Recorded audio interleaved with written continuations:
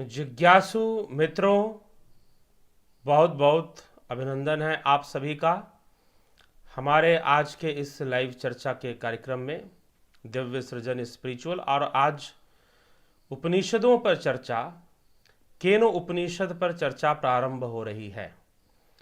तो आज के इस प्रथम चर्चा में हम केन उपनिषद के प्रथम श्लोक, 2 श्लोकों पर चर्चा करेंगे और विषय है कि प्राणों को कौन चलाता है, नेत्र वाक श्रोत्र आदि इंद्रियों का प्रेरक कौन है। तो यह विषय रहेगा। लेकिन उससे पूर्व जो मित्र प्रतीक्षारत थे, प्रतीक्षा कर रहे थे, उन सभी का बहुत बहुत अभिनंदन कर दें। चंदन कुमार जी, ज्योति दत्ता जी, अमित शर्मा जी, दीपक पटेल जी, शांति मुखरिया जी, प्रजापत रवि जी, कमल प्रजापति जी, हैरी धिंसा जी, तरनजीत सिंह जी, माधुरी कोल्हे जी, अजित भाई पटेल जी, जगत नारायण जी, अवनी भट्टाचार्य जी, कमल प्रजापति जी, रचना जी, रवि कुमार जी, आशीष शर्मा जी, सबका बहुत बहुत अभिनंदन है, सबका बहुत बहुत स्वागत है। तो जो भी मित्र आगे भी जुड़ेंगे, कमेंट करेंगे, अंत में उनके कमेंट और उनके प्रश्नों पर चर्चा अवश्य होगी और वो होती ही है। लेकिन आज हम अपने विषय पर आगे बढ़ते हैं, केन उपनिषद के इस प्रश्न पर। और केन उपनिषद प्रश्न से ही शुरू होता है। वास्तव में उपनिषद उपजमा निषद, उप का अर्थ होता है समीप और निषद माने सुनना। समीप बैठकर, गुरु के नजदीक बैठकर जो शिष्यों की प्रश्न उत्तर की जो श्रृंखला चलती थी, उन्हीं से उपनिषदों का निर्माण हुआ है। तो ज्यादातर उपनिषद वेदों के द्वारा विकसित ब्राह्मण ग्रंथ और ब्राह्मण ग्रंथों के अध्याय से लिए गए हैं और कई बार सीधा वेदों से भी लिए गए, जैसे ईशावास्य उपनिषद सीधा वेदों से लिया गया है। तो केनो उपनिषद पर चर्चा आगे बढ़ती है, जिसमें कि सर्वप्रथम इसमें शांति पाठ करते हुए फिर प्रथम खंड, इसमें ये खंडों में बटा हुआ है। ईशावास्य उपनिषद खंडों में नहीं बटा हुआ था, लेकिन केनो उपनिषद खंडों में बटा हुआ है और ये प्रथम खंड की चर्चा है। तो प्रथम खंड की चर्चा में हम विचार करेंगे आज केनो उपनिषद के अंतर्गत। तो पूर्ण रूपेण जो है 4 खंड है, इसमें चतुर्थ खंड तक है, इसके अंदर हमें अध्ययन करेंगे। तो लंबा है, ईशावास्य उपनिषद की तुलना में बड़ा उपनिषद है, इसमें श्लोकों की संख्या अधिक है, चर्चा इसमें अधिक है, श्लोक भी अधिक है। तो प्रथम तो शांति पाठ से ही और ब्रह्म उपासना से, उसके आत्मा की उपासना करते हुए ही इसका प्रारंभ होता है और स्वयं में ब्रह्म को देखते हुए, स्वयं में आत्मा को जानते हुए, आत्म तत्व को समझते हुए चर्चा की गई है शांति पाठ के अंतर्गत। और उसके बाद फिर चर्चा शुरू होती है आपके इस विषय पर कि इसका विषय क्या है, उस पर चर्चा शुरू होती है। तो प्रथम श्लोक क्या कहता है, प्रथम श्लोक का प्रश्न क्या है, हम आइए उस पर चर्चा करते हैं। ओम, ओम से शुरुआत। ओम केनेशितं पतति प्रेषितं मनः केन प्राणः प्रथम प्रयति युक्तः केनेशितां वाचमीमां वदन्ति चक्षु श्रोत्रम का उदेव युनक्तिः। किसके द्वारा, केन मतलब किसके द्वारा, सत्ता स्फुरित पाकर प्रेषितम संचालित हो रहा है, प्राण संचालित हो रहे हैं, सत्ताएं संचालित हो रही हैं। और किसके द्वारा, मन अपने विषयों में गिरता है। केन युक्ता, किसके द्वारा नियुक्त होता है। प्रथम अन्य सबसे श्रेष्ठ प्राण, प्रथम प्राण प्रयति केन इशिताम इमाम वाचम वदंती कह उदेव चक्षु श्रोत्रम युनक्ति। कि किनके द्वारा प्राण चलायमान होता है, प्राण चलता है, और किसके द्वारा इंद्रियां क्रियाशील होती हैं, किसके द्वारा वाणी, किसके द्वारा चक्षु, और वह कौन सा देव प्रसिद्ध है जिसके द्वारा श्रोत्र आदि इंद्रियां नियुक्त होती हैं और अपना अपना कार्य करती हैं। तो किसके द्वारा प्राण चलता है, किसके द्वारा इंद्रियां चलायमान होती हैं और किससे प्रेरणा प्राप्त करती हैं, इनका प्रेरक कौन है, यह प्रश्न जो है केन उपनिषद का प्रथम प्रश्न है। यह पहला प्रश्न है केन उपनिषद का। अब इसका उत्तर देते हुए आचार्य कहते हैं, आचार्य क्या उत्तर देते हुए कहते हैं, श्रोत्रस्य श्रोत्रम मनसो मनो यद्वाचो हवाचम स उ प्राणस्य प्राणः, जो प्राणों का भी प्राण है, चक्षुश्चक्षुर्तिमुच्य धीरा प्रेतस्य माल्लोकाद मृता भवन्ति यत मनसः मनम प्राणस्य प्राणवाच वाचम श्रोत्रस्य श्रोत्रम उ चक्षुषु चक्षु स ह धीरा अतिमुच्य अस्मात् लोकात प्रेत्य अमृता भवन्ति। अर्थात जो मन का, अर्थात मन का कारण है, प्राणस्य प्राणों का प्राण है, वाक इंद्रियों का वाक है, जो वाक इंद्रियों की वाणी है, अर्थात ये इंद्रियां नहीं बोलती, इनके पीछे से बोलने वाली शक्ति कुछ और है। तो जो वाणी का भी कारक है, जो प्राणों का भी प्राण है, जो प्राणों का भी प्राण है, वाणियों का भी वाणी है, श्रोत्र का भी श्रोत्र, चक्षु का भी चक्षु। ये आंखें नहीं देखती, इन आंखों से भी कोई और देख रहा है, इन कानों से भी कोई और सुन रहा है। उन सभी का जो मूल प्रेरक है, जो मूल प्रेरक है, वह तो वही है, वह तो वही है। और वह क्या है? अस्मात् लोकात प्रत्य जाने, अर्थात मृत्यु होने के बाद, प्रत्य, प्रत्य मतलब मृत्यु, प्रत्य मतलब मृत्यु। प्रेत शब्द जो है मृत्यु के लिए भी प्रयोग होता है, अर्थात मृत व्यक्ति के लिए भी प्रेत शब्द प्रयोग होता है। तो प्रेत अर्थात जो चले गए, जो मृत्यु को प्राप्त हो गया, उनको जाने के बाद जो अमर रहता है, जो जन्म मृत्यु से रहित रहता है, वह ही इन सब का प्रेरक है, वह ही इन सब को चलाने वाला है। प्रकृति की सब कुछ विकसित करती है, मन बुद्धि चित्त अहंकार प्रकृति का विकास है, इंद्रियां भी प्रकृति के विकास से ही विकसित होती हैं। परंतु जो कुछ भी हो रहा है, प्रकृति का संपूर्ण कार्य जो हो रहा है, वह किसकी प्रेरणा से चल रहा है? उसका प्रेरक कौन है? वह किसके सकाश से चल रहा है? तो वह सकाश ही तो आत्मा है, वह वही है। यहां पर स्पष्ट रूप से ना लिखकर अगले श्लोक में इसको ज्यादा स्पष्ट किया गया है, लेकिन अगले श्लोक में फिर से प्रश्न आ जाएगा, प्रश्नों पर ही चर्चा है। तो उसी को कहते हैं कि वहां ना तो चक्षु है, ना इंद्रियां पहुंचती हैं। देखिए, अब वहां ना तो इंद्रियां पहुंचती हैं, ना चक्षु पहुंचता है, ना प्राण पहुंचते हैं, लेकिन जो प्राणों के पीछे का जो प्राण है, जो प्राणों को भी चलाने वाला है, जो इंद्रियों के पीछे जो शक्ति कार्य कर रही है, वह इंद्रियों से परे है। इंद्रियों में भले वो काम कर रही है, लेकिन इंद्रियों से फिर भी वो परे है, उस तक कोई इंद्रियों से नहीं पहुंच सकता। यह आगे के व्याख्यान में इसमें समझाया गया है। तो जो प्राणों को, तो प्रकृति कैसे कार्य कर रही है, प्रकृति का विकास है। और इसी विषय को थोड़ा सा यहां पर जटिलता है, इन दो श्लोकों के बीच में थोड़ी सी जटिलता अवश्य है शब्दों के प्रयोग में, लेकिन श्रीमद् भगवद गीता पढ़ेंगे तो उसे स्पष्ट कर दिया गया है 9वें अध्याय के अंतर्गत। श्रीमद् भगवद गीता के 9वें अध्याय में इसी विषय को श्री कृष्ण भगवान किस प्रकार से कहते हैं, आइए उसे भी हम देख लेते हैं। क्या कहा गया है? तो श्री कृष्ण भगवान कहते हैं, मया अध्यक्षेन प्रकृतिम सूयते सचराचरम हेतुनानेन कौन्तेय जगद्वी परिवर्तते। हे अर्जुन, मुझ अधिष्ठाता के सकाश से, using my power, using my power, कौन विकास कर रहा है? चराचर सहित सर्व प्रकृति ही चराचर सहित चर अचर दोनों, चर और अचर दोनों, चराचर सहित सचराचरम सूयते, सचराचरम मया अध्यक्षेन प्रकृति सूयते सचराचरम।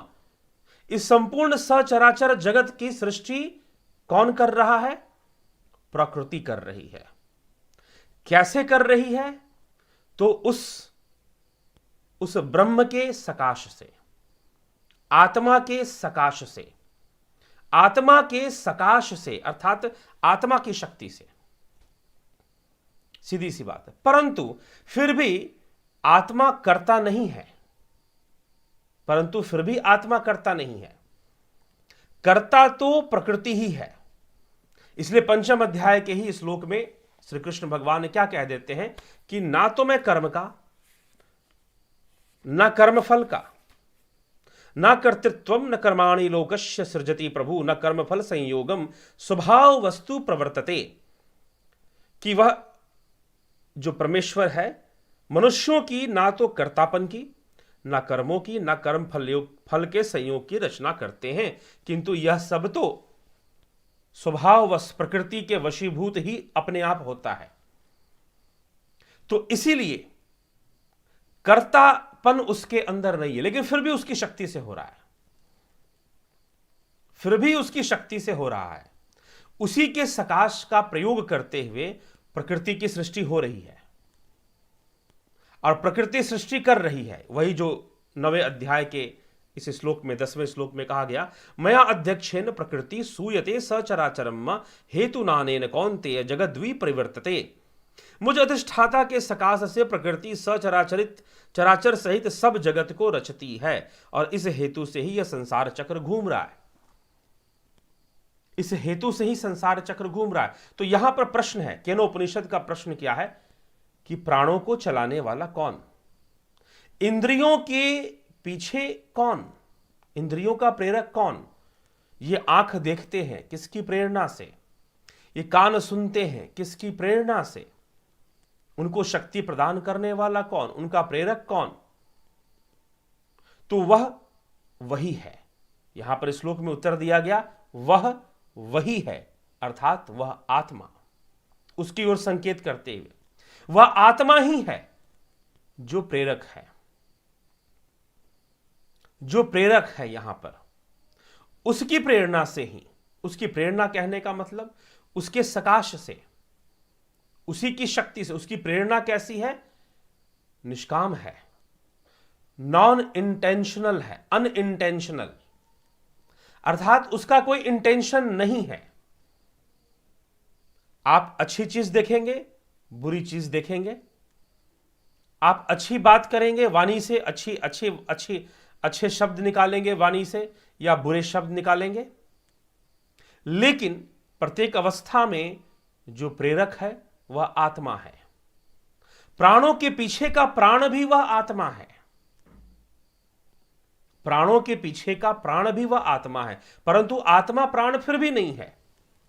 शरीर का जो प्राण है, शरीर में जो प्राण का चलायमान हो रहा है, उन प्राणों के पीछे भी जो शक्ति प्रकृति को सकाश दे रही है वह आत्मा है, वह चेतना है, उससे लेकर सब कुछ हो रहा है, परंतु वह अनइंटेंशनल है। अनइंटेंशनल कहने का मतलब भावातीत है, उसकी कोई नियत नहीं है। वह इस बात का नियत नहीं रखता कि आप अच्छा कर्म करेंगे कि बुरा कर्म करेंगे। वह आपसे अच्छा बुरा करवाने वाला नहीं है, वह आपसे पाप पुण्य करवाने वाला नहीं है, ना करवाते हुए भी सब कुछ करवाने वाला है, सब कुछ करवाने वाला है। अगर आज आप यह लाइव सेशन देख रहे हैं, लाइव सेशन देख रहे हैं, तो किसके माध्यम से देख रहे हैं? इंटरनेट के माध्यम से, मोबाइल फोन के माध्यम से, मोबाइल फोन के माध्यम से आप देख पा रहे हैं, या लैपटॉप पर देख रहे होंगे अपने, और इंटरनेट, ये दो चीज, और सॉफ्टवेयर, जो भी सॉफ्टवेयर है, यूट्यूब का सॉफ्टवेयर है, तो ऐप है, यूट्यूब का ऐप आपने डाउनलोड किया, या आपने विंडोज में, या आपने एप्पल मैकबुक में, आप कहीं पर भी देख रहे हो इस वीडियो को, तो सॉफ्टवेयर है, कंप्यूटर है, इनके माध्यम से देख रहे हैं, यही आपको दिखा रहे हैं। लेकिन क्या अगर बिजली ना होती तो क्या सॉफ्टवेयर होता, क्या कंप्यूटर होता, क्या इंटरनेट होता? अगर बिजली नहीं होती तो क्या ये सब सारी चीजें हो पाती? जी नहीं। अब बिजली तो पंखा भी चलाती है, बिजली तो पानी भी गर्म कर देती है, बिजली तो माइक्रो ओवन में आपका खाना भी बना देती है, गर्म भी कर देती है। तो बिजली का काम पिक्चर दिखाना तो नहीं है, बिजली का काम तो वीडियो दिखाना तो नहीं है, क्योंकि बिजली के सकाश से, बिजली के सकाश से कंप्यूटर भी काम कर रहा है, इंटरनेट काम कर रहा है, पंखा भी चलेगा, बल्ब भी जलेगा, बहुत सारे कार्य होंगे। किससे हो रहे हैं? बिजली के सकाश से। लेकिन बिजली पंखा नहीं चला रहा, क्योंकि उसकी कोई नीयत नहीं है चलाने की। बिजली आपको फिल्म भी नहीं दिखा रहा, बस उसका तो बस प्रवाह है, और उसके प्रवाह से जो शक्ति का विकास हो रहा है, प्रकृति का विकास चल रहा है, उससे सब कुछ चल रहा है, उसी से सब कुछ हो रहा है। तो वो अनइंटेंशनल है, उसका कोई इंटेंशन नहीं है, इसीलिए वह करता भी नहीं है। उसका कोई इंटेंशन नहीं है तो वह करता भी नहीं है। परंतु प्रकृति का संपूर्ण विकास क्रम, प्रकृति की संपूर्ण सृष्टि उसके सकाश पर निर्भर जरूर है। निर्भर प्रकृति की निर्भरता है, लेकिन उसकी किसी के ऊपर निर्भरता नहीं है। वह स्ववश है, वह स्ववश है। ठीक। तो प्राणों को चलाने वाला कौन? यह इंद्रियां किससे प्रेरणा लेती हैं? इंद्रियों का प्रेरक कौन? श्रोत्र, सुनने के लिए। वाक, वाणी, वाणी का प्रेरक कौन? चक्षु अर्थात देखना, चक्षु का प्रेरक कौन? और प्राणों का प्रेरक कौन? कौन है प्राणों का प्रेरक? ये सारी चीजें कैसे अस्तित्व में आ रही हैं? किसके सकाश से? तो उस आत्मा के सकाश से, उस आत्मा, उस परमेश्वर के सकाश से ही ये सारी चीजें अस्तित्व में आ रही है। लेकिन क्या इन सारी चीजों का निर्माण उसने किया है? जी नहीं, ये तो स्वभाव से विकसित हो रही हैं, ये तो प्रकृति से ही विकसित हो रही है और प्रकृति में ही लीन होती है, खत्म होती है।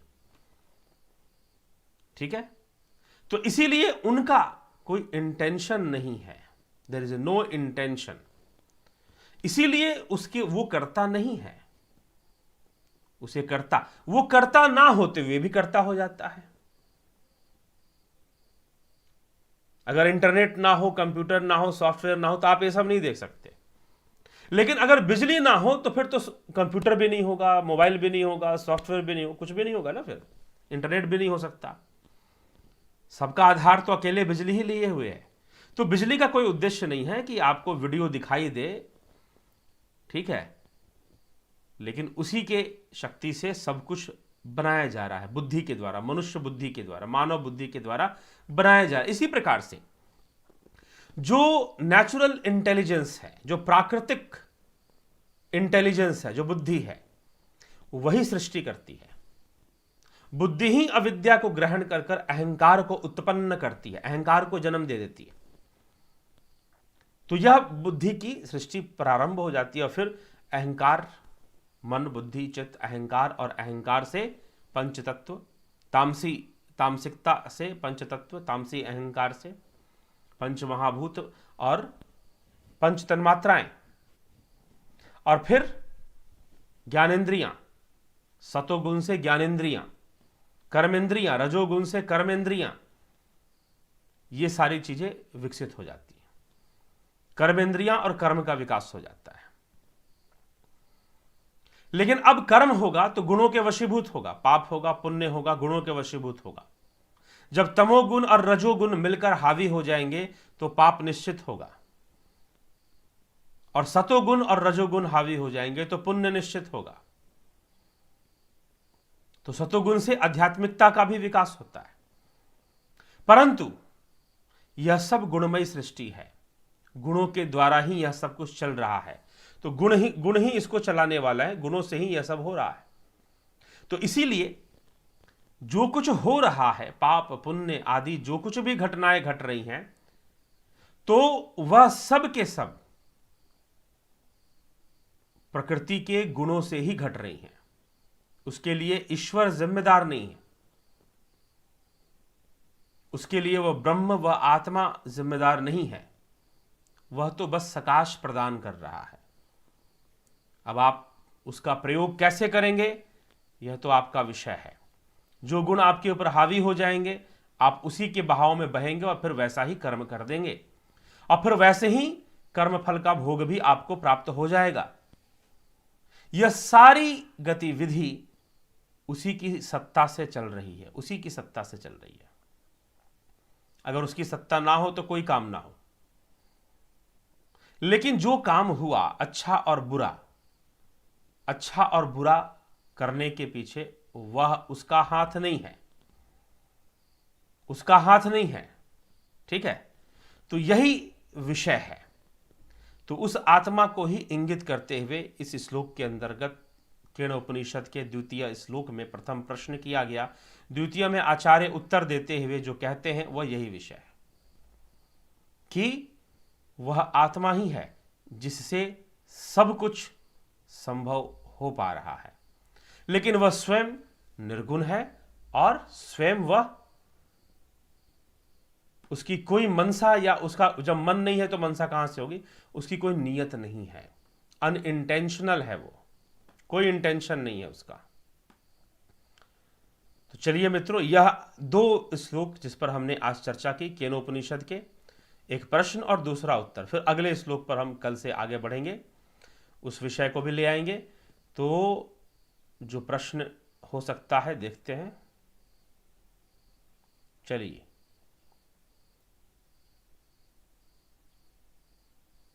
जी हाँ, प्राणस्य प्राण, प्राणों का प्राण, चक्षुओं का चक्षु। ठीक है, तो आगे यह दीपक पटेल जी कुछ कह रहे हैं, उसके आगे प्रजापति रवि, जुपिटर मेंबरशिप क्या है? उनका प्रश्न है कि जुपिटर मेंबरशिप क्या है। तो आपके प्रश्न का उत्तर थोड़ा देर से देंगे, पहले देख लेते हैं कि इस विषय पर, जो आज का विषय है, उस पर किसने चर्चा किया। हालांकि आपका विषय भी उचित है, उस पर चर्चा होनी चाहिए और वो कर देंगे। तो कमल प्रजापति, गुरु जी आपका ज्ञान और अनुसंधान धन्य है, कृपा मुझे शुरुआत कैसे करना है बताओ। ठीक है जी, ध्यान शुरू करें, योग शुरू करें, प्राणायाम से शुरू करें, आसन प्राणायाम करते हुए। गुरु जी, क्या हरिनाम कीर्तन से मनुष्य का मुक्ति मिलेगा? राजू पाल जी, हरिनाम कीर्तन से भी मनुष्य को मुक्ति मिलेगा अगर उसके कीर्तन में उतनी एक ही भाव हो, उतनी एकाग्रता हो और उतना एक ही भाव हो। नहीं तो मात्र ऊपर ऊपर से हरिनाम कीर्तन कर लिए और पीछे पीछे से गलत काम किए, तामसी वृत्ति रखा, तामसी आहार रखा, व्यवहार रखा, तो कहां से मुक्ति मिलेगा? सिर्फ ये कह देने से काम नहीं चलेगा ना। आजकल लोग किसी भी बात को बहुत आसानी से कह देते हैं कि कलयुग है, बस भगवान का नाम ले लो, उसी से मुक्ति हो जाएगी। जी नहीं, जब तक आसक्ति है तब तक मुक्ति का तो प्रश्न ही नहीं उठता, मुक्ति का प्रश्न ही नहीं उठता। ठीक है, यूनिवर्सिटी का डिग्री आपको हो सकता है घूस देकर मिल जाए, लेकिन यहां कोई दाल नहीं गलने वाली। जब तक आसक्ति है तब तक मुक्ति संभव नहीं है। तो हरिनाम कीर्तन में अगर मन एक ही भाव हो जाए, जैसे मीराबाई का मन एक ही भाव हो जाया करता था, तो उनको मुक्ति मिल जाएगी। और जो एक ही भाव नहीं हो रहे हैं, बाहर से तो खूब कीर्तन कर रहे हैं, लेकिन भीतर भीतर चंदा बटोरने में लगे हैं, भीतर भीतर कुछ और ही काम करने में लगे हैं, तो उनकी भला मुक्ति कैसे होगी? उनकी मुक्ति संभव नहीं है हरिनाम कीर्तन से। तो जो सिद्धांत है, देखिए सिद्धांत है, अगर मैं आपसे यह कहूं कि अरे कलयुग का है, पानी पी लो पेट भर जाएगा, तो क्या पानी पीने से पेट भर जाएगा? तो पानी पीकर ही जिंदा रहो ना, फिर भोजन करने की जरूरत ही क्या है? तो हवा में बातें मार देने से कुछ नहीं हो जाता, पूरी बात को समझना पड़ता है। शास्त्र में भी अगर कहीं लिखा गया है कि नाम कीर्तन से मुक्ति हो जाएगा, तो उसको भी समझना पड़ेगा, आगे पीछे और अध्ययन करके समझना पड़ेगा। अन्यथा आजकल के समाज में लोग धर्म के नाम पर, भक्ति के नाम पर, चर्चा के नाम पर बहुत सारा कीर्तन कर रहे हैं, करवा रहे हैं, लेकिन वास्तव में जो चीज़ छूटनी चाहिए वो छूट नहीं रही है। और जब तक मन एक ही भाव नहीं होगा, जैसे मीराबाई का मन कृष्ण में एक ही भाव हो जाता, कृष्ण का कीर्तन करते करते एक ही भाव हो जाता। रामकृष्ण परमहंस कोई भजन सुनते हुए ही एक ही भाव हो जाते और भाव समाधि में चले जाते। एक ही भाव होना ही भाव समाधि है। ठीक, तो इस प्रकार से चीजें चलती थी। तो वैसी अवस्था में जो जा सकता है वह संपूर्ण संसार के आसक्तियों को तोड़ देता है, अनासक्त हो जाता है और वही मुक्ति का अधिकारी है। तो जो नहीं कर पाता, मात्र बाहर से दिखाने के लिए नाम कीर्तन कर रहा है, दूसरों को उपदेश दे रहा है, तो उससे मात्र नहीं हो जाएगा, योग करना पड़ेगा। अभ्यास, क्यों अर्जुन को बार बार श्री कृष्ण भगवान अभ्यास करो, अभ्यास करने की प्रेरणा दे रहे हैं। कई वीडियोस में, कई अध्यायों के अंदर भगवान ने अभ्यास की प्रेरणा दी है। कैसे होगा? तो अभ्यास 12वें अध्याय में भी श्री कृष्ण यही कहते हैं, 6ठे अध्याय में भी श्री कृष्ण यही कहते हैं कि तुम्हें अभ्यास करना पड़ेगा। ठीक है, अभ्यास करना पड़ेगा। और जो अभ्यास नहीं करेंगे, असंशयम महाबाहो मनो दुर्निग्रहम चलम अभ्यासेन तु कौन्ते वैराग्येन च गृह्यते। यहां भी अभ्यास की बात की गई है। फिर और भी दूसरे अध्यायों में अभ्यास की बात श्री कृष्ण भगवान कर रहे हैं, तो उसको भी समझना चाहिए। 13वें अध्याय में भी कर रहे हैं, 12वें अध्याय में भी कर रहे हैं अभ्यास की चर्चा। उसको भी हम देख लेते हैं क्या कहा गया है।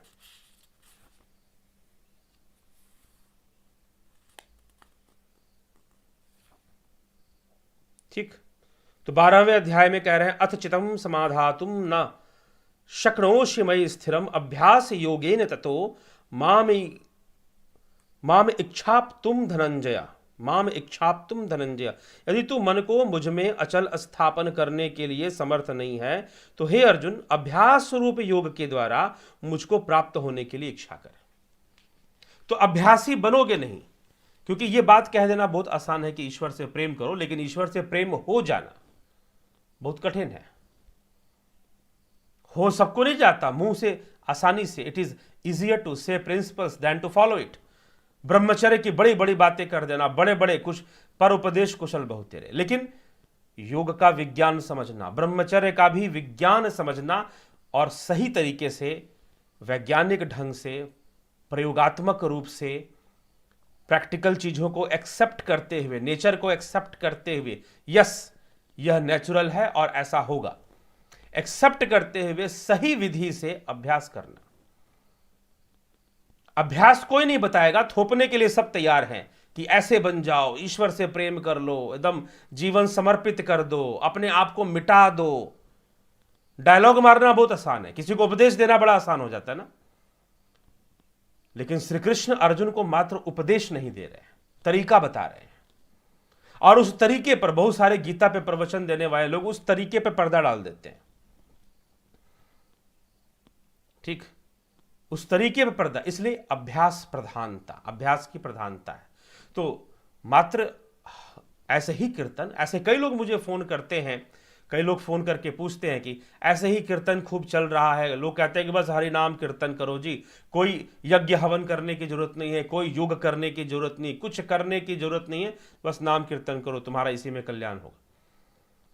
तो कुछ एक भाई साहब ने मुझे फोन करके बताया कि उन्होंने अपने गांव की हालत बताई कि यहां पर भी खूब नाम कीर्तन चलता है और वहां पर जो महंत लोग हैं वो नाम कीर्तन भी करते हैं और फिर बाद में मांस मछली मदिरा का सेवन भी कर लेते हैं। ऐसे भी लोग हैं, संसार में संपूर्ण भोगों में लिप्त भी रहते हैं और साथ में नाम कीर्तन का ढोंग भी कर लेते हैं और फिर उपदेश भी दे देते हैं कि नाम कीर्तन कर लो, बस हो गया, सब कुछ हो गया, उसी में तुम्हारी मुक्ति। तो मुक्ति कोई यूनिवर्सिटी का सर्टिफिकेट नहीं है कि घूस देकर भी निकाल लोगे। ठीक है, वो तो जब तक तुम उस अवस्था में पहुंचोगे नहीं तब तक मुक्ति का कोई मतलब नहीं है, ये ध्यान रखिएगा। नो शॉर्टकट, शॉर्टकट नामक कोई चीज होती भी नहीं है।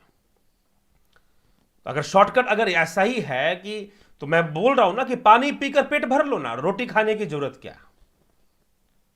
पानी पीकर पेट भर लो, क्या संभव है? आप कहोगे नहीं जी, पानी पीकर कैसे पेट भरेंगे, एक दिन चलेगा, 2 दिन चलेगा, 3 दिन ना, नहीं चलने वाला। रोटी चाहिए, सब्जी चाहिए, भात चाहिए, ठीक है, नहीं मिलेगा तो फिर पेट नहीं भरने वाला। तो जब तुम्हारे पेट भरने में कोई शॉर्टकट नहीं चल सकता और तुम मुक्ति में सारे शॉर्टकट चाहते हो, यहां पर बहुत भारी समस्या है। ठीक है, कि कोई क्या मतलब कि अंधेरे में तीर मारने वाली बातें नहीं करनी चाहिए कि हम ऐसे कर लेंगे, जहां बाबा जी ने कह दिया ऐसे कर लेंगे। अरे सही से समझो मुक्ति कहते किस चीज को। सबसे बड़ी बात यह है कि मोक्ष प्राप्त करना है और मोक्ष प्राप्त हमें होना चाहिए। अब मोक्ष किस चिड़िया का नाम है यही नहीं पता, और जब यही नहीं पता तो कहां से मिलेगी, और मिलेगी भी नहीं, क्योंकि मोक्ष तो तुम प्राप्त है, तुम मुक्त ही हो, तुम मुक्त ही हो। तुम्हें इस बात का ज्ञान नहीं है कि तुम मुक्त हो, तो क्या प्राप्ति कर लोगे? ठीक है, तो यही समझने की आवश्यकता है। तो इसलिए हवा हवाई की बातों में ना पड़े कि गुरु जी ने तो कह दिया कि ऐसे मुक्ति मिल जाएगी जी, वैसे मुक्ति मिल जाएगी। तो कह देने से नहीं हो जाता, कह देने से नहीं हो जाता जी। वास्तव में वो अवस्था बननी चाहिए, तभी जाकर मुक्ति। उससे पहले मुक्ति का कोई मतलब नहीं है, और वो शॉर्टकट से नहीं बनेगी। वह अभ्यास करते हुए, सारी अनुभूतियों से गुजरते हुए, वो कपड़ा पहनकर भी। कुछ संस्था वाले तो ऐसे हैं, वो तो दावा करते हैं कि हमारी संस्था में आ जाओ, जो हमसे जुड़ गया वो मुक्ति का अधिकारी हो गया, जो हमें छोड़कर चला गया वह तो नरक में चला गया। उनकी संस्था में रहते हुए किसी की मौत हो जाए तो कहेंगे कि भाई देखो ये तो मुक्त हो गया। उनकी संस्था छोड़कर कोई मर जाए तो बोलेंगे कि देखो वह तो नरक में चला गया, क्योंकि हमसे अलग हो गया। उनके संस्थान के दायरे में जैसे मुक्ति की गुलामी रहती है, मुक्ति गुलाम बनकर रहती हो, और जो उनके यहां मर गया, भले भयंकर बीमारियों से मर रहा हो, पाप करके मर रहा हो, फिर भी वो मुक्त है क्योंकि उनकी संस्था में है। तो ऐसा महापाखंड और पाखंडी लोग बचिए। यही गुरुवाद आ जाता है यहां पर, यही यहां पर गुरुवाद आ जाता है। तो कोई भी अगर बात कही जा रही है कि मुक्ति क्या है, तो वास्तव में यह समझना होगा कि मुक्ति क्या है। पेट भरना किसे कहते हैं? पेट भरना किसे कहते हैं? आपको रोटी खिलाई नहीं जा रही है, कहा जा रहा है कि पानी पियो पेट भर जाएगा, पेट भर नहीं रहा है, आप अशांत हैं, खूब पानी पे पानी पिए जा रहे हैं, लेकिन पेट नहीं भर रहा है, क्योंकि पेट तो रोटी खाकर भरेगा ना, पानी पीकर तो पेट भरेगा नहीं।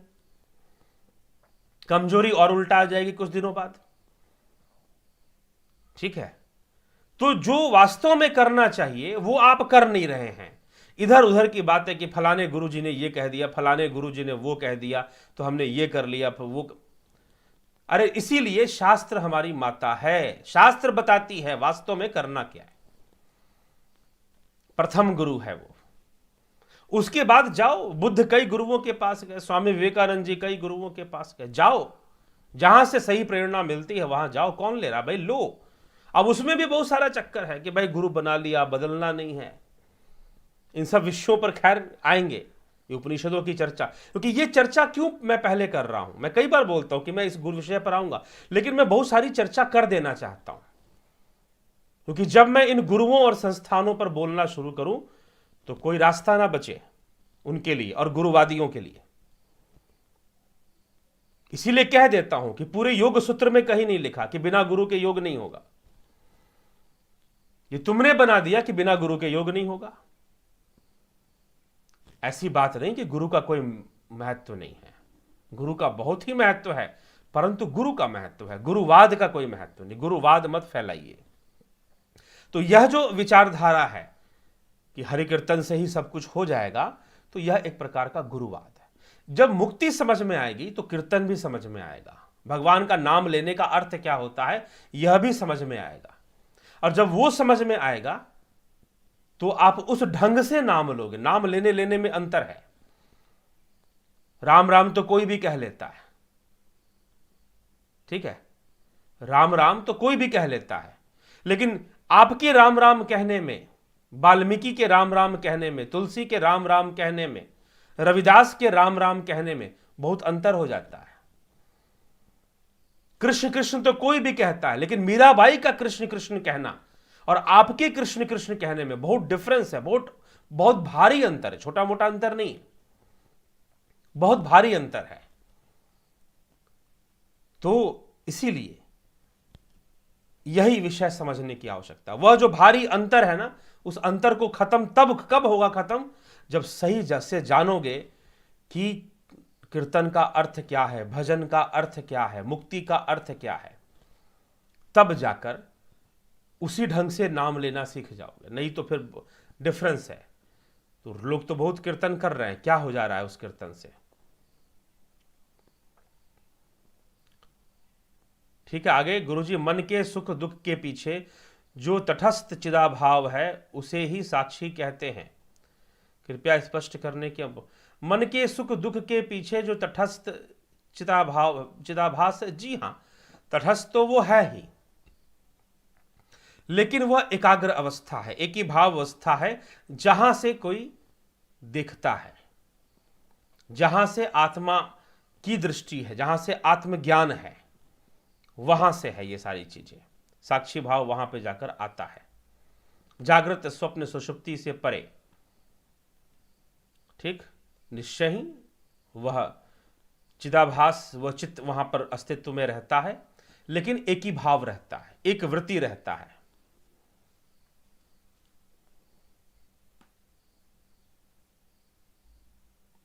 गुरुजी ओम नमः शिवाय, आत्मा में प्रेम, दया और भावना होती है? जी नहीं, यह आत्मा का विषय नहीं है। ठीक है, आत्मा में पूर्णता होती है। क्या होती है? पूर्णता। आत्म अनुभूति से पूर्णता का आभास होगा, आत्म अनुभूति से पूर्णता का आभास होगा। आप अपने आप में संतुष्ट होने लगेंगे तो आत्मा में पूर्णता होती है। प्रेम, दया, भाव, यह सब आत्मा में नहीं होता, यह सब त्रिगुणी माया से ही विकसित होता है। एक बार ठाकुर रामकृष्ण परमहंस ईश्वरचंद्र विद्यासागर से मिले और उनको आध्यात्मिक उपदेश दिया, आत्मज्ञान का उपदेश दिया, उनको आध्यात्मिक उपदेश दिया, योग का उपदेश दिया। उनको कुछ समझ में नहीं आया। उन्होंने उस समय रामकृष्ण परमहंस को कहा कि मेरे लिए समाज सेवा करना, दुखियों की सेवा करना, यही मेरे लिए योग है, यही मेरे लिए भक्ति है। मैं दया करना, दया भाव ही सबसे बड़ा भाव है। ये कहकर उन्होंने टाल दिया, रामकृष्ण परमहंस की बात को टाल दिया। तो ठाकुर ने कहा, एक तो माया भी बंधन है और ये दया भी बंधन है, क्योंकि उसे लगता है कि वो लोगों का कल्याण कर देगा, और जब तक यह भ्रम पाले बैठा है तब तक करेगा, कुछ ना कुछ करेगा। फिर अपने आप समझ में आ जाएगा कि यह संभव तो है नहीं, जो संभव है उतना करना चाहिए, और अपनी आत्मा का कल्याण करना ही सबसे बड़ी दया है। किसी को आत्म कल्याण का मार्ग बताना ही सबसे बड़ी दया है। ठीक, सबसे बड़ा दान है, ज्ञान का दान ही सबसे बड़ा दान है। तो यह समझना चाहिए। अब आगे चले।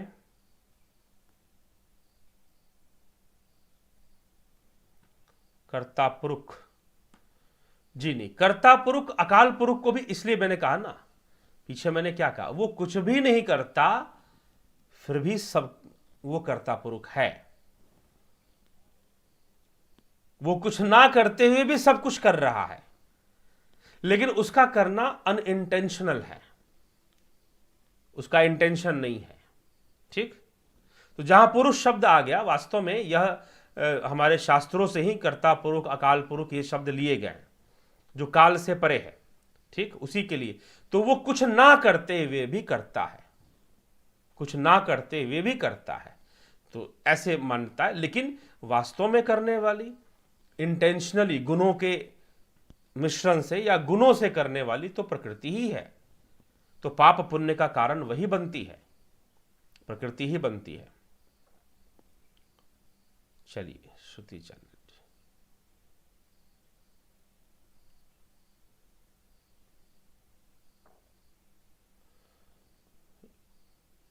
हाँ जी, ठीक है जी। चिदाभास का इंद्रियों से तदात्म्य, यानी जीव स्वयं में तटस्थ यानी साक्षी, और स्व उद्गम में विलीनीकरण यानी आत्मा, ऐसा कहना ठीक है? जी हाँ, ठीक है कहना ऐसा। आत्मा में विलीनीकरण तो नहीं होता, साक्षी भाव में पूरी तरह से विलीन नहीं होता, एकाग्र जरूर हो जाता है, स्थित प्रज्ञता आ जाती है, आत्मस्थित हो जाता है।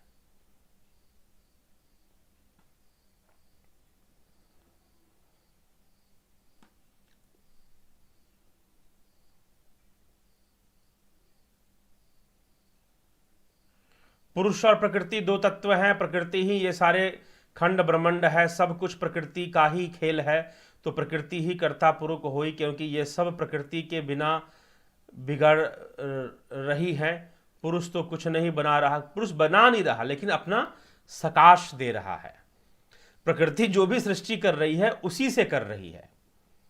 हाँ, अगर हम देवी की शक्ति को मानते हैं तो पुरुष कहा जा रहा है। यहां पर पुरुष का मतलब अब है ना कि जैसे ही हम प्रकृति और पुरुष कह देते हैं तो हमारा दिमाग सीधा चल जाएगा स्त्री और पुरुष। प्रकृति को हम स्त्री मान लेते हैं और पुरुष को हम मेल मान लेते हैं। तो इस तरह से हमारी दृष्टि भेद वाली दृष्टि बन जाती है, भेद दृष्टि हो जाती है। तो ये जो भेद दृष्टि हो गई ही, तो पुरुष तो नर है ना नारी है। योग शास्त्र भी आप पढ़ेंगे तो पुरुष तत्व को, जो चेतना तत्व है, उसे ना नर माना गया है ना नारी माना गया है। तो पुरुष को आप पुल्लिंग की ओर मत ले जाइए। जब योग शास्त्र या सांख्य शास्त्र से आप पुरुष की व्याख्या पढ़ते हैं तो उसे साधारण जो शरीरधारी पुरुष है उससे उसका कंपेयर मत कीजिए। उसकी तुलना करने से ही सारा गड़बड़ हो जाता है। ठीक, पुरुष तो नारी में भी है फिर चेतना रूप में। तो इसीलिए ये यहां प्रॉब्लम होती है। तो उसके दृष्टि से देखने के कारण तो पुरुष का साकार, जैसे कि भैया हवा तो पंखा ही दे रहा है ना।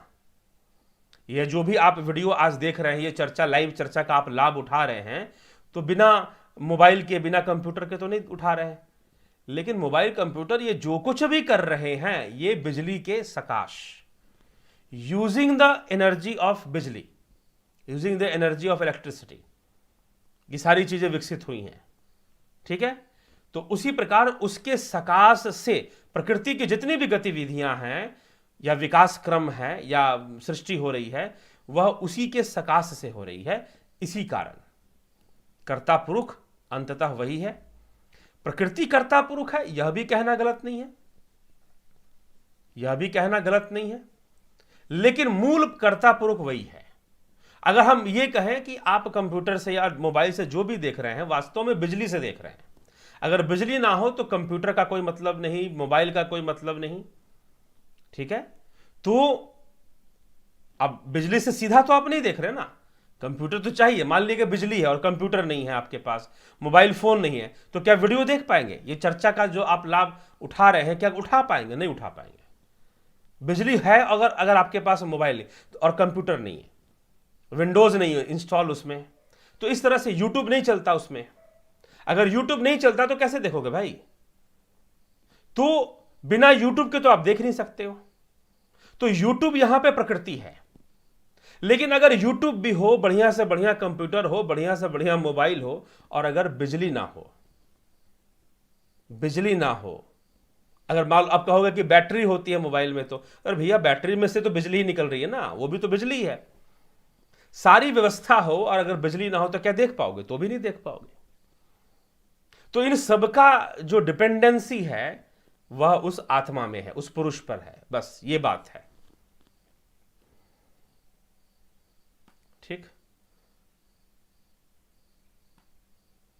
अष्टांग योग में तो सिर्फ थ्योरी है, क्या आपके पास प्रैक्टिकल मेथड है? जी हां, जो हम मेंबरशिप, जो जुपिटर मेंबरशिप, सन मेंबरशिप है, तो उसमें प्रैक्टिकल मेथड ही है। और अष्टांग योग में सिर्फ थ्योरी है ऐसी बात नहीं है, कुछ कुछ प्रैक्टिकल बातें भी बताई गई हैं। वो अभ्यास के द्वारा हम करेंगे तभी समझ में आएगा।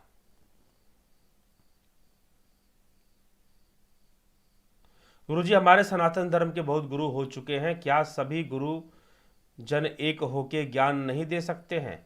जहां पर जो अज्ञानी, सभी गुरुओं ने एक ही ज्ञान दिया है। एक और बात बता दे, सभी गुरुओं ने एक ही ज्ञान दिया है, और जो उस ज्ञान से हट गया है वो कुछ और है, फिर उसने कुछ और ज्ञान दिया है।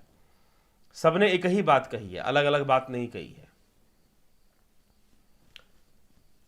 तो गुरुजी, गली के कुकुर जैसे मुक्ति के पीछे भागे कि शिव कृष्ण राम बुद्ध की तरह माइंड नेचर पर कंट्रोल करके जीवन जिए। जी, जब तक माइंड नेचर पर कंट्रोल नहीं आएगा तब तक मुक्ति कहां से आएगी? ठीक है, मुक्ति कहां से आएगी? अज्ञान, ज्योति दत्ता जी, गुरुजी अज्ञान बस यदि सारे समाज गलत को भी सच मानते हैं तो समाज में सत्य का घटित कैसे होगा? हाँ, देखिए, हजारों लोग झूठ मान सकते हैं तो वो झूठ सच जैसा लगेगा, लेकिन फिर भी अगर आप सत्य जान गए हैं तो आप हजारों की भीड़ से अपने आप को बाहर निकालिए और सत्य बताने का बीड़ा उठाइए।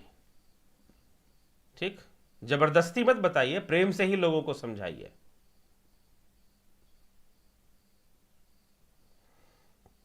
आजकल कुछ समाज में ईश्वर को भी तो जो अज्ञानता में लोग करते ही हैं, वोट बैंक के लिए लोगों को बांट कर कैसे भी वोट, उनका लक्ष्य ईश्वर नहीं है, उनका लक्ष्य तो वोट लेना है। वो आपके साइकोलॉजी को यूज करते हुए वो भाषण देकर, उल्टे सीधे भाषण देकर आपको बांट कर वोट लेते हैं।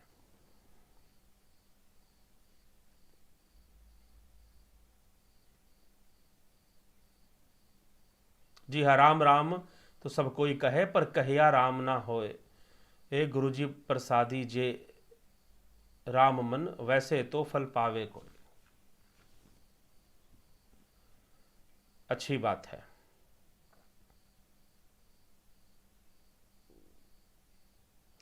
आपका ज्ञान गुरुजी बहुत से लोगों की वास्तव में आंखें खोल रहा है। आप शास्त्र अनुसार ज्ञान बांटते हैं, इसमें कोई नकल जेंसी नहीं है।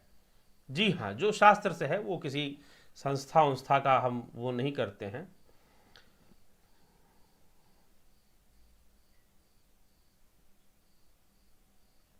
सर जी, अगर सच में हम आत्मा हैं तो आत्मा की शक्ति से हम सब कुछ भी कर सकते हैं जी, लेकिन वैसी योग साधना करनी पड़ेगी ना, आत्मा तक पहुंचना पड़ेगा। अपने आप को शरीर ना मानकर आत्मा की ओर जाना पड़ेगा। आत्म साक्षात्कारी व्यक्ति को जीवन में बचे हुए प्रारब्ध तथा संचित कर्तव्य कर्म पूर्ण किए बगैर ही चित्त को विलीन कर देना शास्त्र सम्मत है क्या? वो पूर्णता हो जाती है, उसकी पूर्णता संक्षिप्त में हो जाती है, आम लोगों की तरह नहीं होती, संक्षिप्त में। इसीलिए भगवान कृष्ण ने कहा है ना कि अकर्मण्य कर्म यह पश्चेद कर्मणि च कर्म यह स बुद्धिमान मनुष्येषु स युक्ता कृतश्न कर्म कृत। जो कर्म अकर्म की गति को भली भांति समझता है और उनका ध्यान रखते हुए ही कर्मों को करता है, वो संपूर्ण कर्मों को करने वाला बुद्धिमान पुरुष योगी है, वह बुद्धिमान व्यक्ति योगी है। ठीक है, तो उसके सारे कार्य पूर्ण हो जाते हैं, वो कर्मों को पूर्णता को प्राप्त हो जाता है, न्यूट्रल कर देता है, सारे कर्म फल न्यूट्रल हो जाते हैं योगी के। ठीक, तो यह समझ ले। तो फिर वो बिना पूर्ण किए उसको मिल जाता है ऐसा नहीं, वो पूर्ण कर लेता है, वो कई रूपों में। वो इसीलिए योगी का जीवन और एक आम मनुष्य के जीवन में बहुत अंतर आ जाता है। लेकिन योगी बनने के लिए हमें निरंतर ध्यान साधना, वास्तव में योगी क्या होता है ये कुछ वर्षों की साधना करने के बाद ही समझ में आना शुरू होता है। उसकी अनुभूतियां आम लोगों से अलग हो जाती हैं, वो अलग तरीके से चीजों को देखना शुरू करता है, अनुभव करना शुरू कर देता है। ठीक, यह चलता है।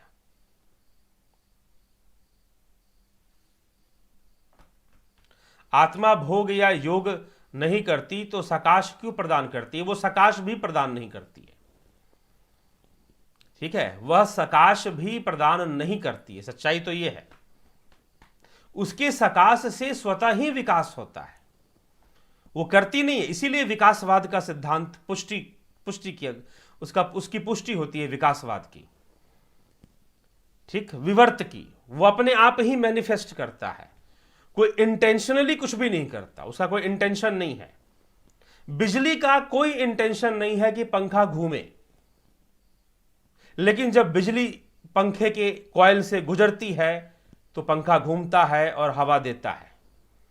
बिजली का कोई इंटेंशन नहीं है कि आपको फिल्म दिखे टीवी के ऊपर, आप टीवी पे न्यूज़ देखते हैं, फिल्म देखते हैं, लेकिन बिजली जब टीवी से गुजरती है तो टीवी का सिस्टम ऐसा है कि बिजली के सकाश को यूज करते हुए वो आपको फिल्म दिखा देती है, आपको न्यूज़ दिखा देती है। ठीक है, लेकिन बिजली का कोई लक्ष्य नहीं है ऐसा। तो वैसे ही उसका कोई, वो सकाश देती नहीं है, वो सकाश स्वरूप ही है, वह सकाश देती नहीं है, वो सकाश ही है। तो बस उसी से सब कुछ अपने आप स्वतः ही, इसलिए श्री कृष्ण भगवान कह रहे हैं ना कि यह सब स्वभाव से प्रेरित है, मैं नहीं करता।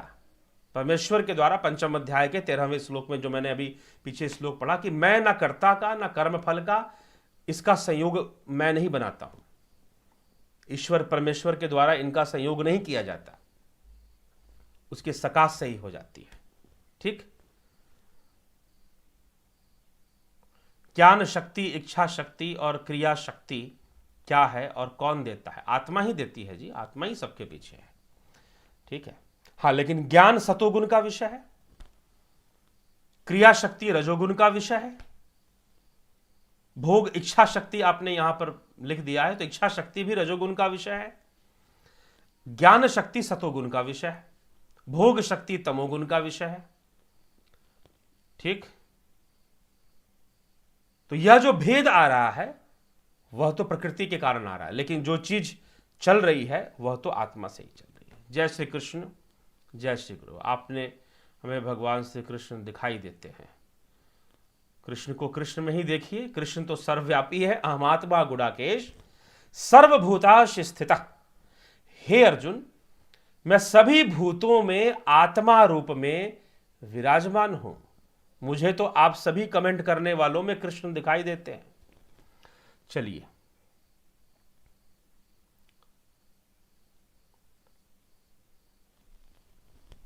गुरु जी आपसे सब सवाल अपने अंतर अनुभव के, जी हां, प्रतीत होता है कि आप अंतर अनुभव से ही पूछते हैं, निश्चित, इसमें मुझे कोई संशय नहीं है। वर्षा सचदेव जी, आत्म नमस्ते जी।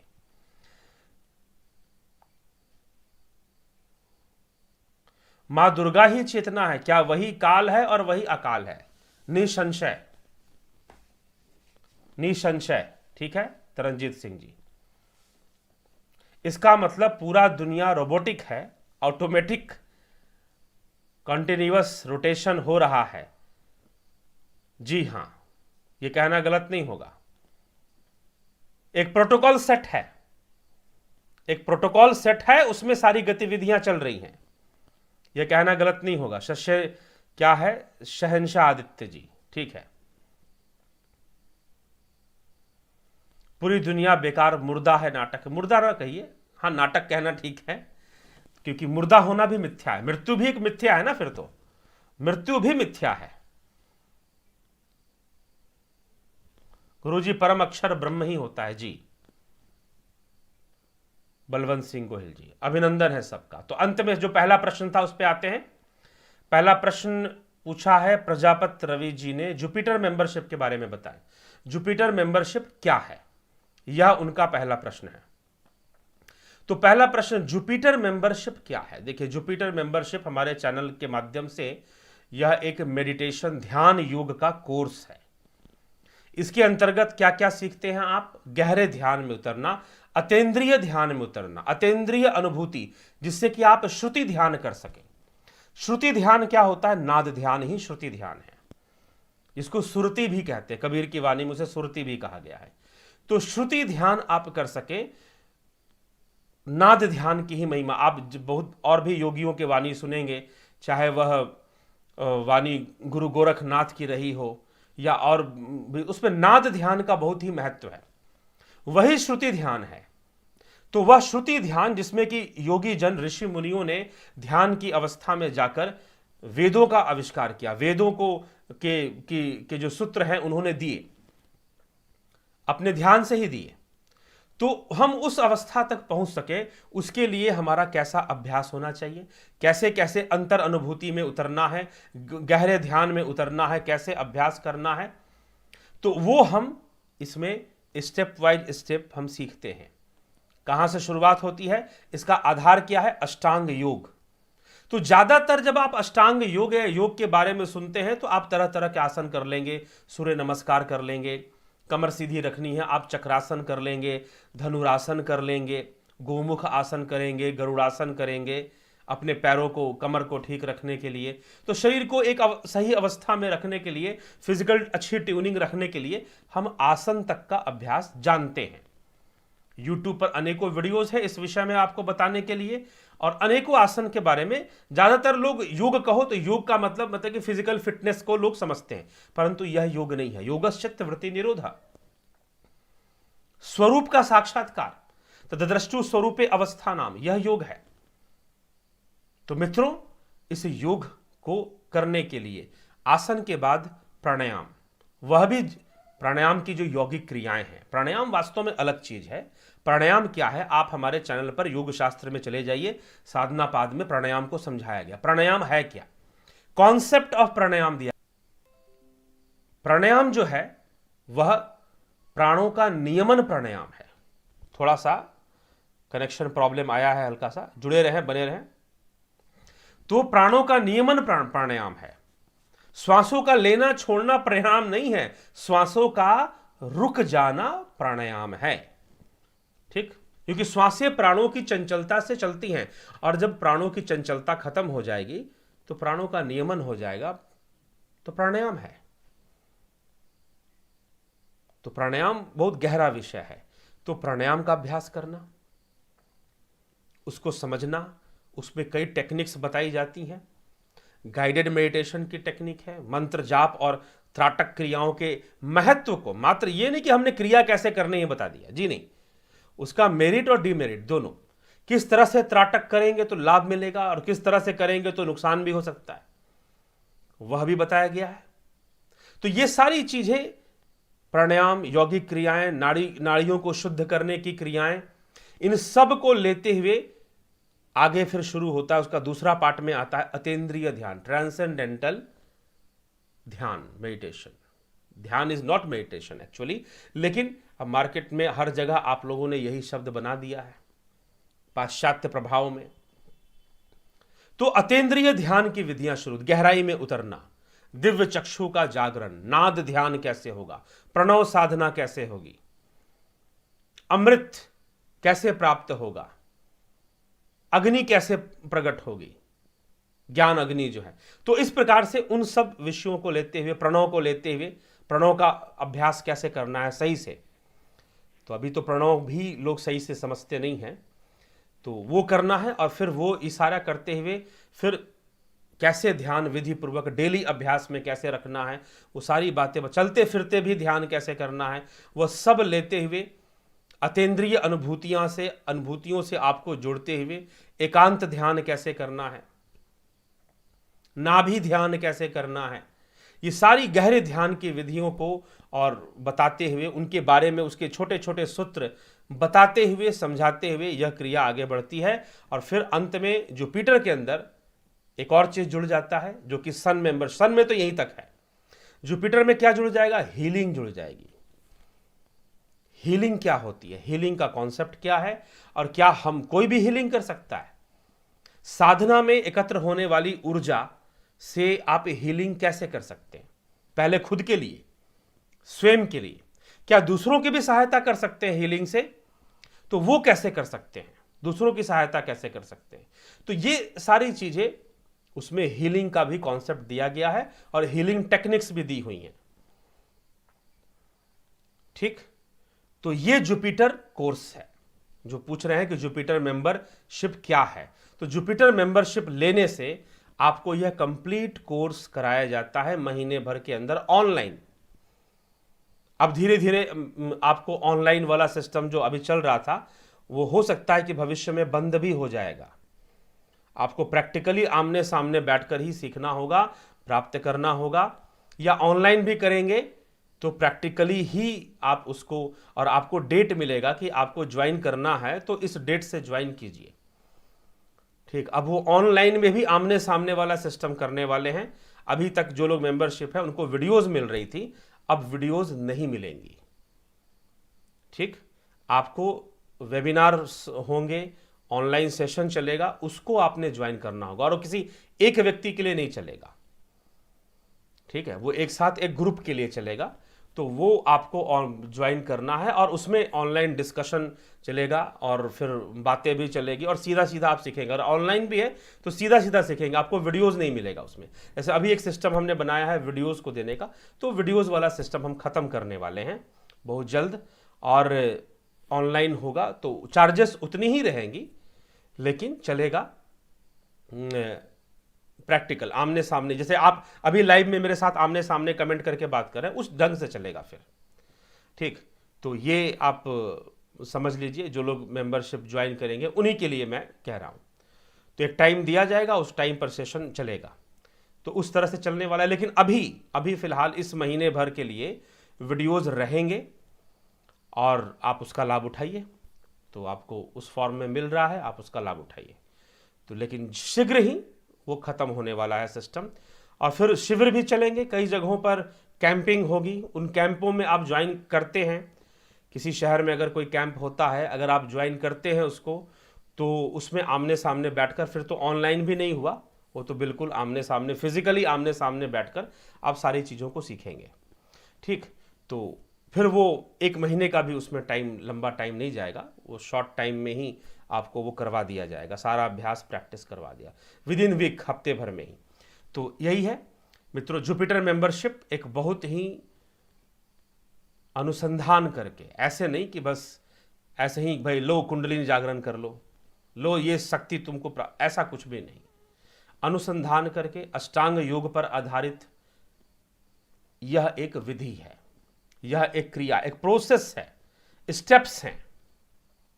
यह नहीं कि सीधा आपको हम ये कर देंगे, वो कर देंगे, वहां पहुंचा देंगे, वहां पहुंचा देंगे, उस खंड में चले जाओगे, ब्रह्मांड में ऐसा कुछ बात नहीं है। गहरे ध्यान में उतरने की विधि है, जिसमें कि बाद में चलकर, आगे चलकर बहुत ही गहरा ध्यान, दिव्य चक्षु का जागृत होना, नाद ध्यान होना, ये सारी चीज़ें आप अनुभव करते हैं और इन सारी चीज़ों को आप प्राप्त करते हैं। लेकिन एक प्रोसेस में चीज़ें चलती हैं, एक स्टेप वाइज, ताकि आप गहरे ध्यान में उतर सकें। ठीक, तो उसको समझना है।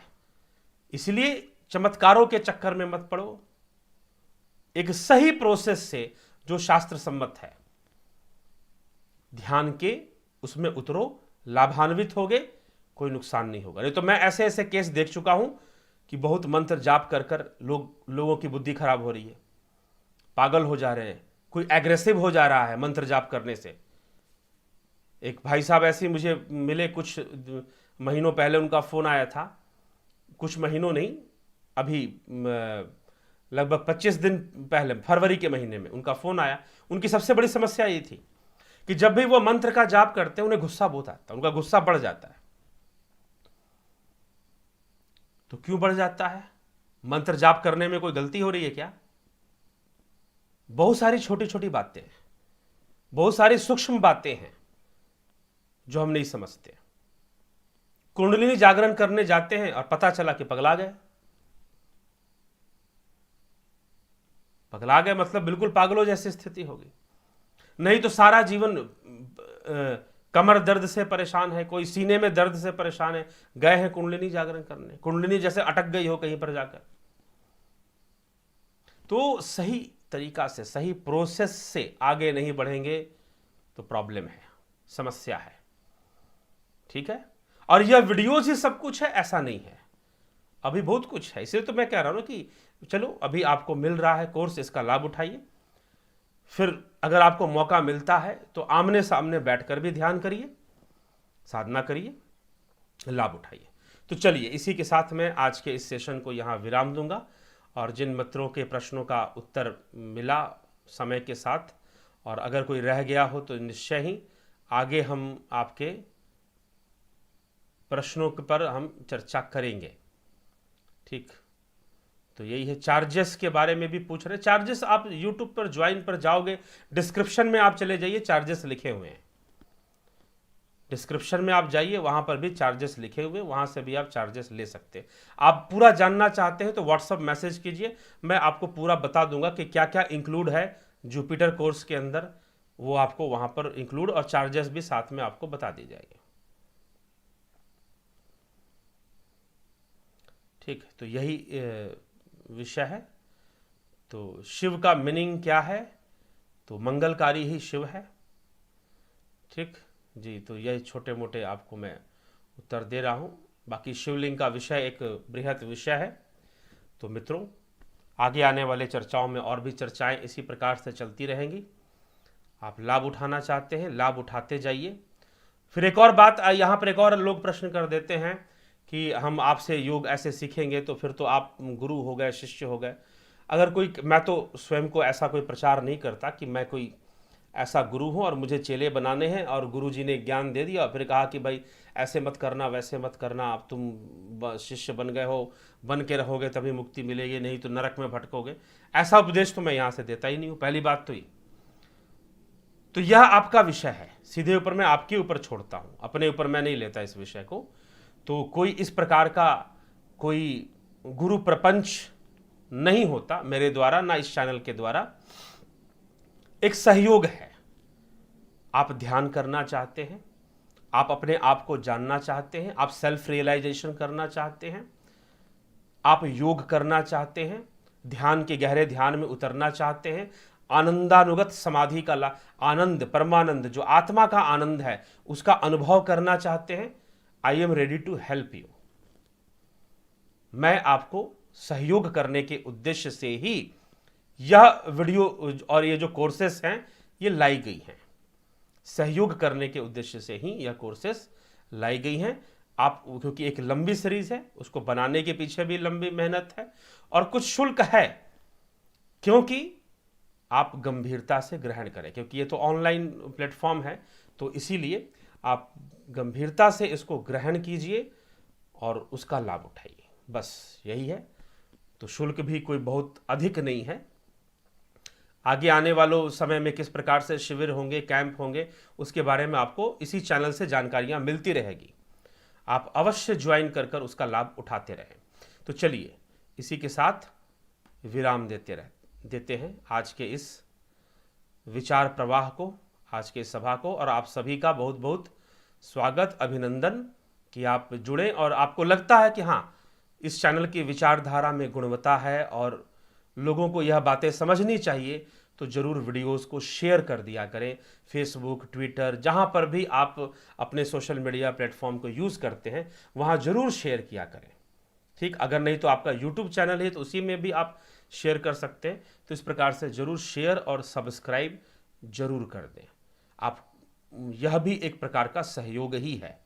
तो जिज्ञासुओं, मित्रों, इसी के साथ विदा लेते हैं। आज के लिए विश्राम देते हैं अपनी इस विचार प्रवाह और श्रृंखला को। एक विश्राम के बाद कल फिर से अगले विषय के साथ हम चर्चा लेकर आएंगे। बहुत बहुत धन्यवाद, बहुत बहुत आभार।